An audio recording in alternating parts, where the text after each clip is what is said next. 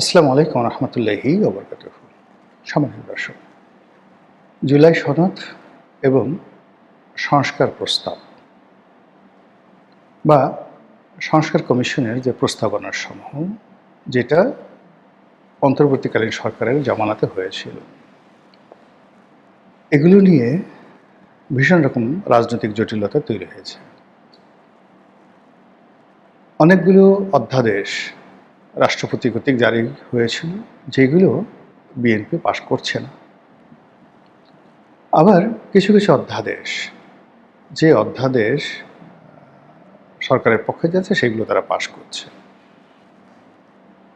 জুলাই সনদ বিচার বিভাগকে পৃথকীকরণ এবং সুপ্রিম কোর্টের জন্য আলাদা একটি সচিবালয় প্রতিষ্ঠা এবং বিচারপতি নিয়োগের ক্ষেত্রে যে অধ্যাদেশ জারি হয়েছিল, এটি সরকার পাশ করছে না। ব্যাপকভাবে সমালোচনা হচ্ছে। জুলাই সনদ নিয়ে যেভাবে স্বীকৃত হয়েছে, যেভাবে নোট অফ ডিসেন্ট দেওয়া হয়েছে, হোয়াট এভার মেবি, সরকার ওইদিকে যাচ্ছে না। যখনই ধরনের কথাবার্তা হচ্ছে, সরকার শুধু বারবার সংবিধানের কথা বলছে। আর এটা নিয়ে পর্দার আড়ালে এবং পর্দার সামনে নানা রকম জটিলতা তৈরি হচ্ছে। কেউ কাউকে সহ্য করতে পারছে না এবং ডে বাই ডে, দিনকে দিন পরিস্থিতি জটিল হচ্ছে এবং সম্ভবত খেলা সরকারের নিয়ন্ত্রণে থাকবে না। সম্ভবত খেলাধুলা বিরোধী দলের নিয়ন্ত্রণে থাকবে না। এখানে তৃতীয় পক্ষ, চতুর্থ পক্ষ, দেশি বিদেশি শক্তি ঘোলা পানিতে মাছ শিকারের চেষ্টা করবে। আর আমাদের যখন সবার হুঁশ হবে, তখন আমরা দেখব টুস করে কে যেন ঢুকে পড়েছে। আবার আমি বলছি, আমাদের যখন হুঁশ হবে, তখন আমরা দেখব যে টুস করে কে যেন ঢুকে পড়েছে। আচ্ছা, এরকম কেন হলো? এটা তো হওয়ার কথা নয়। মূল ব্যাপার হলো যে ডক্টর মোহাম্মদ ইউনূস যখন ক্ষমতায় এলেন, আমরা তো ধরে নিয়েছিলাম যে তিনি 5 বছর থাকবেন, সুন্দর করে দেশ চালাবেন। কেন তিনি পারলেন না? আবার নির্বাচনের আগে যেভাবে ভাইব তৈরি করা হলো, আমরা তো ধরে নিয়েছিলাম যে জামাত ক্ষমতায় আসছে, কেন জামাত ক্ষমতায় এলো না? আমরা তো ধরে নিয়েছিলাম যে তারেক রহমান সাহেব দেশে আসবে না। তারপরে আমরা ধরে নিয়েছিলাম যে নির্বাচন হবে না। সবাই ধরে নিলাম, কিন্তু নির্বাচন হয়ে গেল। কেন হলো? বোঝার চেষ্টা করুন যে মানুষের যে স্বাভাবিক প্রেডিকশন, আশা আকাঙ্ক্ষা, ওর বাইরে যা কিছু ঘটে, দ্যাট ইজ ম্যাজিক্যাল। এবং সেখানে 2 নম্বর কিছু থাকে। মানুষের মুখে জয়, মানুষের মুখে ক্ষয়। মানুষ যেটা বলে, সেটা যখন ঘটে, তখন সেটা সফলতা লাভ করে, সার্থকতা লাভ করে। আর মানুষকে অবাক করে, মানুষকে চদু বানিয়ে, বেকুব বানিয়ে, আমরা আঞ্চলিক ভাষায় যেটাকে বলি ভোদাই, মানুষকে ভোদাই বানিয়ে যখন রাজনীতিতে, অর্থনীতিতে, সমাজে কোনো একটা ঘটনা ঘটে, যারা এর দ্বারা মানুষকে বেকুব বানায়, তারা খুব দ্রুত এমন বিপদে হয়ে যায়, তারা নিজেরাই তখন ভোদাই হয়ে যায়। কয়েকদিন পরে অনেকটা চোদনা হয়ে যায়। যেটা ঘটলো কি করে? অতীতে সবাই, এই যে যখন এরশাদ সাহেবের পতন হলো, এরশাদ সাহেবের পতন হলো তার একদিন আগেও দেখা গেল যে শাহ মুয়াজ্জেম সাহেব বিপুল বিক্রম নিয়ে বলছিলেন যে ক্ষমতা কি এরকম জিনিস যে এটা 0 পয়েন্টে হস্তান্তর করব। কিন্তু যখন ক্ষমতা হস্তান্তর হয়ে গেছে, তখন শাহ মুয়াজ্জেমের কাছে সেই খবর পৌঁছানোর আগেই ক্ষমতা হস্তান্তর হয়ে গেছে। বেগম জিয়ার খুব ঘনিষ্ঠজন কয়েকজন মানুষ আমাকে বলতেছিলেন যে ওনার একান্ত ঘনিষ্ঠজন একেবারে যখন ওনার পতন হবে 2006 সনে 1/11-এর সময়, তখন হারিস চৌধুরী থেকে শুরু করে আরও কয়েকজন যারা আছেন, তারা খুব দাপট দেখাচ্ছিলেন, আমাদের এটা আছে, ওটা আছে, আপনি ক্ষমতা হস্তান্তর করবেন না, ইত্যাদি ইত্যাদি ইত্যাদি ইত্যাদি। কিন্তু পরবর্তীতে যখন 1/11 ঘটে গেল, সবার আগে দেখা গেল যে ওই লোকগুলো নাই হয়ে গেছে। বেগম জিয়ার পাশ থেকে সবার আগে সেই লোকগুলো পালিয়ে গেছে। আর শেখ হাসিনার যখন পতন হলো, আপনি দেখেন তারা সবাই দুপুরের খাবার খাবে, খাবার রেডি, শাহী খাবার রেডি, গণভবনের সবাই খাবেন গরম গরম খাবার, একটু মুখে পানি দেওয়ার সুযোগ তাদের হয়নি, সেই খাবার বিপ্লবীরা গিয়ে খেয়ে ফেলল। এই অবস্থা আগামীতেও হবে, সবার জন্য হবে। কেন হবে? যদি রাজনীতির ব্যাকরণগুলো কেউ মান্য না করে। আমি একটা কথা খুব সহজ সরলভাবে বলেছিলাম যে লন্ডন বৈঠকে জনাব তারেক রহমান সাহেব এবং ডক্টর মোহাম্মদ ইউনূস তাদের মধ্যে একটা সমঝোতা হয়েছে। সেই সমঝোতার প্রেক্ষিতে বিএনপি ডক্টর মোহাম্মদ ইউনূসকে যথেষ্ট ছাড় দিয়েছে। যদি ইউনূস সাহেব বিএনপির সাথে বেইমানি করে তাহলে তিনি ক্ষমতায় থাকতে পারবেন না, তাকে অপমানিত লাঞ্ছিত হয়ে ক্ষমতা থেকে চলে যেতে হবে। সেকেন্ড থিং হলো, ইউনূস সাহেব যদি বিএনপির সাথে কৃত যে কমিটমেন্ট সেটা রক্ষা করেন, ক্ষমতা হস্তান্তর করেন, তাহলে বিএনপি ডক্টর মোহাম্মদ ইউনূসকে যে সকল আশ্বাস দিয়েছেন টু দি পয়েন্টে, কোনো রকম প্রশ্ন ছাড়া, কোনো রকম বাছবিচার ছাড়া এবং কোনো রকম নীতি নৈতিকতা ছাড়া যে কমিটমেন্ট দেওয়া হয়েছিল সেই কমিটমেন্টগুলো তাকে রক্ষা করতে হবে। আর সেই রক্ষা যদি না করা হয় তাহলে বিএনপির পতন হবে। এটা নির্বাচনের আগে কিন্তু আমি বলেছিলাম, নির্বাচনের আগে বলেছিলাম। এর কারণ হলো আপনি দেখেন আন্ডারওয়ার্ল্ডে এই যারা চোরা কারবারি করে, গডফাদারের যে ব্যবসা আছে, এই যে মারিও পুজোর যে গডফাদার বিখ্যাত সিনেমা হয়েছে, তারপর নভেল আছে, সেখানে গিয়ে দেখবেন যে গোপনে যে সমঝোতা হয়, যেটা সাক্ষী কেবল আল্লাহ থাকে, এবং ওখানে যেখানে বিশ্বাস থাকে, একজন আর একজনকে বিশ্বাস করে, ওই বিশ্বাসটা যদি কেউ ভঙ্গ করে ওখান থেকে আল্লাহ বরকত উঠায় নেয়। এটা প্রেমের ক্ষেত্রে প্রযোজ্য। কোনো নারী যদি তার পুরুষের সাথে, প্রেমিক পুরুষের সাথে বেইমানি করে, আজীবন তার রূপ চলে যাবে, যৌবন চলে যাবে, সে মানে মৃত কঙ্কালে পরিণত হয়ে যাবে। একই অবস্থা কোনো পুরুষ যদি কোনো নারীর সঙ্গে তার সরলতা নিয়ে প্রচারণা করে, তার সব কিছু তছনছ হয়ে যাবে, সব কিছু। সে মানে রাজা হোক ফকির হয়ে যাবে, স্বাস্থ্যবান হোক কঙ্কাল হয়ে যাবে, ধনী হোক দরিদ্র হয়ে যাবে। এরকম রাজনীতিতে সমঝোতা থাকে। একজন মানুষ রাজা হয়, রাজা is a not a single person, he is a institution, combination of many many power and element. ধরেন তারেক রহমান সাহেব হয়েছেন, আজকের তারেক রহমান সাহেবের পেছনে লক্ষ মানুষের দোয়া, লক্ষ মানুষের শ্রম ঘাম, লক্ষ মানুষের বিনিয়োগ, এগুলো কড়াই গণ্ডায় রাজাকে বুঝিয়ে দিতে হয় ক্ষমতা লাভের পরে। আর এই কাজটি যদি তিনি করতে না পারেন তাহলে তার কর্মের ফলে তার কোনো উপকারী বন্ধু তার ব্যাপারে দীর্ঘশ্বাস ছাড়ল, তার কোনো সাহায্যকারী বন্ধু তার কাছ থেকে মুখ ফিরিয়ে নিল, তার যে উপকারী বন্ধু তার দ্বারা প্রতারিত হলো এবং অবমূল্যায়িত হলো। এই যে দীর্ঘশ্বাস, এই দীর্ঘশ্বাস রাজার চলার পথে বা তারেক রহমান সাহেবের চলার পথে ভীষণ রকম একটার পর একটা বিপর্যয় এবং বাধা তৈরি করবে এবং তার বুদ্ধির দরজা বন্ধ করে দেবে। তিনি ভালো সিদ্ধান্ত নিতে পারবেন না, তার চোখের উপর পর্দা পড়ে যাবে, মনের উপর পর্দা পড়ে যাবে, সে একটার পর একটা ভুল করতে থাকবে। এই জন্য আল্লাহ বারবার বলেছেন ওয়াম্মা বিনিয়ামতি রাব্বিকা ফাহাদ্দিস। তার আগে আবার বলছে যে আল্লাহ রাসূলকে উদ্দেশ্য করে আল্লাহ বলছেন আলাম ইয়াজিদকা ইয়াতীমান ফাওয়া, হে নবী আমি কি আপনাকে ইয়াতিম হিসেবে পাইনি, তারপর আমি কি আপনাকে আশ্রয় দান করিনি।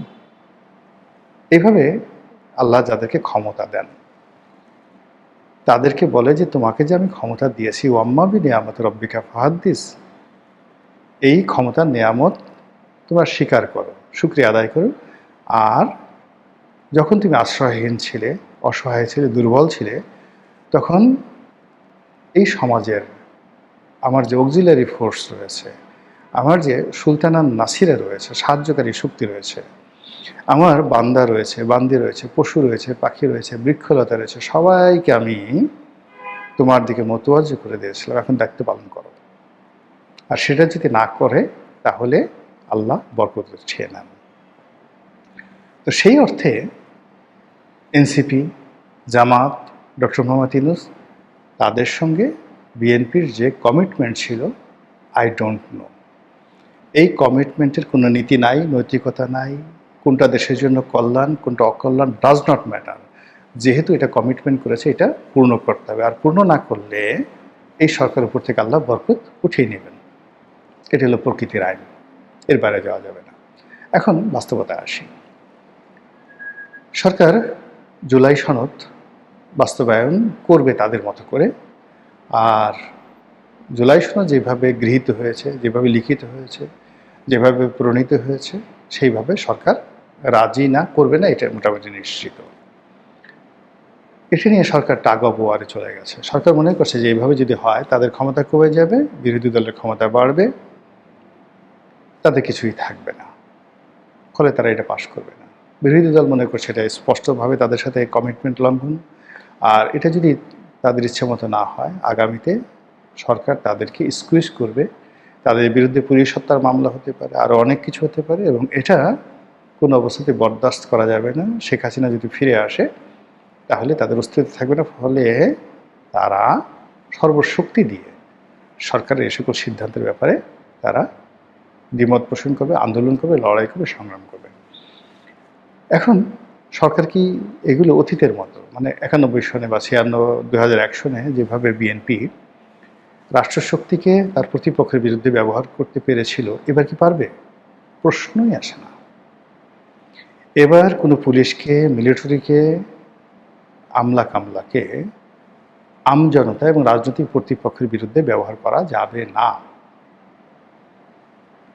এবার যেটা হচ্ছে সেটা হলো দলীয়করণ, মানে একদল আমলা আরেক দল আমলাকে বঞ্চিত করছে, মানে নিজেরা মারামারি করছে। কিন্তু ইনফিল্ডে গিয়ে কোনো পুলিশ কর্মকর্তা লাঠিচার্জ করবে, আগের মতো ভয় দেখাবে, তারপরে যাকে বলা হয় গুম করবে, এই জিনিসগুলো এখন হবে না। ফলে সরকারের যারা প্রত্যক্ষ বিরোধিতাকারী আছে পার্লামেন্টে, তাদের সঙ্গে এই মুহূর্তে যদি গুপ্ত শক্তি হিসেবে আওয়ামী লীগকে ধরেন, এই গুপ্ত শক্তি সরকারের যে কোনো যে দুর্বলতা, সেই দুর্বলতাকে লুফে নেবে, এবং তার শুরুটা হবে এই জুলাই সনদ দিয়ে এবং সংস্কার প্রস্তাব দিয়ে। This is one. Second thing হলো যে 2024 সনের জুলাই আগস্টে যে শক্তিটা ছিল রাজপথে, তাদের মধ্যে মিলিটেন্সি ছিল, তাদের অস্ত্র ছিল, অর্থ ছিল, ঐক্য ছিল, বুদ্ধি ছিল, প্রজ্ঞা ছিল, তার একটাও কিন্তু কমেনি, বরং তারা এখন আরও বেশি অভিজ্ঞতা সম্পন্ন, বেশি ধনশালী, এবং অতীতের যে কোনো সময় আসছে তাদের আত্মবিশ্বাস অনেক বেশি। আপনি ধরেন এই 18 মাস নাহিদ, আসিফ মাহমুদ, সজীব ভুঁইয়া, হাসনাত, সার্জিস, তারা যেভাবে চলাফেরা করার পরে তাদের যে শক্তি বেড়েছে, কনফিডেন্স বেড়েছে, তারা এখন কে প্রধানমন্ত্রী, কে মন্ত্রী, এদেরকে গণায় ধরার মতো অবস্থা তাদের নাই। বিশ্বাস এমন একটা জায়গা, আমি নিজেকে দিয়েই বলি। ধরুন আমি যখন সংসদ সদস্য হয়েছি, তখন একজন এসপি লেভেলের কর্মকর্তা বা ডিসি লেভেলের কর্মকর্তা, তাদের সঙ্গে কথা বলতে আমার সংকোচ হতো। একজন এসপি সাহেবের ফোন দিব, কি মনে করবে? একজন সচিবকে টেলিফোন করব বা তার রুমে ঢুকবো, এই বিশ্বাসই তো তখন হয়নি। আমি একজন সংসদ সদস্য, কিন্তু আরেকজন এমপি, সিনিয়র এমপি বা একজন মন্ত্রীর রুমে যাব, এই ধরনের বিশ্বাস হয়নি। কিন্তু দেখেন, ঘটনা পরিক্রমা এখন আমার কিছু নেই, কিন্তু আত্মবিশ্বাস এমন একটা পর্যায়ে পৌঁছে গেছে যে আমি এখন একজন ডিসিকে ফোন দেবো, এসপিকে ফোন দেবো, কল্পনাই করতে পারি না। কী দরকার? আমি তো সরাসরি মন্ত্রীকে বলতে পারি। আমার প্রয়োজন হলে তো আমি সরাসরি সচিবকে টেলিফোন করে বলতে পারি। এই যে আত্মবিশ্বাস, সেই আত্মবিশ্বাসটা যেভাবে আমার হয়েছে, গত 17 মাসে যারা ছিলেন জামাতের লোক, এনসিপি লোক, তাদের মধ্যে এই আত্মবিশ্বাসটা গড়ে উঠেছে। কাজেই এখন যারা মন্ত্রী হয়েছেন, এমপি হয়েছেন, তারা খুব সহজে আন্দোলনকারীদের উপর ছড়ি ঘুরাবেন, এটা সম্ভব নয়। কিংবা পলাতক যে সকল আওয়ামী লীগ নেতা বা বাংলাদেশে যে সকল আওয়ামী লীগ নেতা রয়েছেন তাদেরকে 2001-এর মতো 1991 সালের মতো তারা ওইভাবে ভয় দেখাবে, সেটাও এখন সম্ভব হচ্ছে না। কাজেই সরকারের জন্য কিন্তু সব কিছু জটিল হয়ে গেছে। এই জটিলতা থেকে যদি তাকে বের হতে হয়, তাকে ইজি হতে হবে, অনেস্ট হতে হবে, কমিটমেন্ট রক্ষা করতে হবে এবং কোনো অবস্থাতেই ছলচাতুরি করা চলবে না। আর তাদেরকে বুদ্ধির উপর নির্ভর করতে হবে, সততার উপর নির্ভর করতে হবে, কৌশল দিয়ে প্রতিপক্ষকে ঠকিয়ে, ভয় দেখিয়ে অথবা রাষ্ট্রশক্তিকে দলের সাথে একীভূত করে কোনো একটা সুবিধা নেওয়া, অতীতে যেই জিনিসগুলো হয়েছে এটা পরিবর্তিত জুলাই বিপ্লবের পরে একেবারে অসম্ভব একটা বিষয়। ফলে কি হলো, এই যে সময় যাচ্ছে এই সময়টাতে জুলাই যেটা সনদ বা যাকে বলা হয় সংস্কার প্রস্তাব নিয়ে যে জটিলতা তৈরি হয়েছে, এখন সরকারকে যারা বুদ্ধি দিচ্ছেন, যখন বিরূপ পরিস্থিতি হবে তাদের কাউকে খুঁজে পাওয়া যাবে না। যেভাবে ডক্টর মোহাম্মদ ইউনূস এখন আলী রিয়াজকে খুঁজে পাচ্ছেন না, বদিউল আলম মজুমদার ইয়ানফসি করছেন, তারপরে ব্রিগেডিয়ার সাখাওয়াত ইয়ানফসি টু দি পাওয়ার 4, বদিউল আলমের সে 4 গুণ ইয়ানফসি করছে। ডক্টর মোহাম্মদ ইউনূস এখন আর সেই জনাব শফিক সাহেবকে খুঁজে পাচ্ছেন না, তার যে বিখ্যাত প্রেস সচিব, সাপোজ টু বি বাংলাদেশের তথ্যমন্ত্রী হবেন। নাহিদ যদি প্রধানমন্ত্রী হতেন তাহলে তিনি হতেন তথ্যমন্ত্রী, তাকে তিনি আর পাচ্ছেন না। তিনি পাচ্ছেন না আরও অনেককে যারা বড় বড় কথা বলতেন। আপনি এখন আসিফ নজরুলকে খুঁজে আনতে পারবেন না, আপনি এখন রেজওয়ানাকে সামনে আনতে পারবেন না। কোনো টকশোতে আপনি ইউনূসের পক্ষে একটা ট্রু শব্দ করার মতো, পক্ষে বলার মতো কোনো টেলিভিশন 1 লাখ টাকা দিয়েও কোনো উপদেষ্টাকে আনতে পারবেন না। সে বলবে আমি ঘর থেকেই বের হব না, আমার সেফটি সিকিউরিটি কে দেবে। যদি এই অবস্থা হয় অল্প কয়েকদিনের মধ্যে, ফলে এখন যারা সরকারকে দুষ্টু বুদ্ধি দিচ্ছেন, এরা যেভাবে আওয়ামী লীগের 17 বছরে এদের কারো টিকিটই দেখা যায়নি, কারো কণ্ঠে শব্দ ছিল না, কারো কলমে কালি ছিল না, কারো পরনে পোশাক ছিল না, দিনের আলো যাদের অসহ্য ছিল, রাতের অন্ধকার ধান ক্ষেত যাদের প্রিয় ছিল, সে মানুষগুলো এখন হামবীর হয়ে গেছেন, মহাবীর হয়ে গেছেন। আমি হামবীর, আমি মহাবীর, আমি ধূমকেতু, আমি উল্কা, বিদ্রোহী কবিতার মতো।